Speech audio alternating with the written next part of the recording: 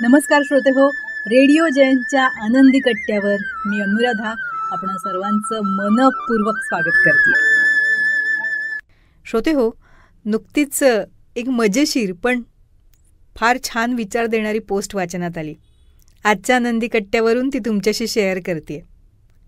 स्वयंपाकघराची शिकवणी. आपलं स्वयंपाकघर आपल्याला काय काय शिकवतं, त्यातल्या वस्तू आपल्याला काय काय विचार देतात, त्यावर आधारित ही पोस्ट. ऐकूया. ठरवलं जर मनापासून ना तर कुठेही शिकता येतं. हे खरं आहे. ठरवलं जर मनापासून तर कुठेही शिकता येतं. किचनमधलं प्रत्येक भांडं आपल्याला काहीतरी शिकवून जातं. आता हेच बघा ना, परात, मोठी पातेली सारंच सामावून घेतात. मन मोठं करा असंच जणू ते सांगतात. नातं कसं जपायचं हे कब्बशी सहज शिकवते. कपाकडून काही चुकलं तर बशी मात्र सांभाळून घेते. गाळणी, चाळणी आणि झारी निवडकपणा शिकवतात. हवं तेच तिघी निवडतात आणि नको ते बाजूला करतात. आता वेळेचं नियोजन कसं करावं हे कुकर शिकवत असतो. एकाच वेळी डाळ भात शिजवतो आणि बरोबर बटाटाही उकडून देतो. मिळून मिसळून राहा असं मिक्सर नेहमीच सांगतो.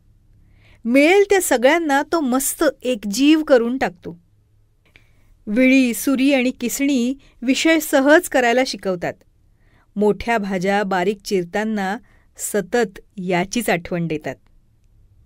चमचा, चिमटा सावधगिरी शिकवत असतात. स्वतः उष्णता सोसताना ते आपला हात मात्र वाचवतात. आता भांडी ठेवण्याची मांडणी सुव्यवस्थापन दाखवून देते. अहो, तिच्या असल्यामुळेच तर पटकन हवी ती वस्तू हाती मिळते.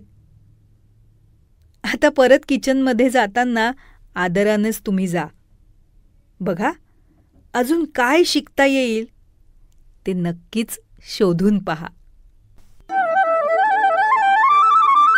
हा होता आनंदी कट्ट्यावरचा आजचा सुंदर विचार. तुम्हाला तो कसा वाटला याविषयीची तुमची कमेंट बॉक्समध्ये नक्की लिहा.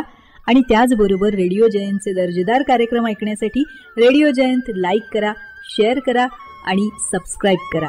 रेडिओ जयंतचं सबस्क्रिप्शन फ्री आहे. आणि त्याचबरोबर नोटिफिकेशनसाठी बेल आयकॉनवर क्लिक करायला सुद्धा विसरू नका.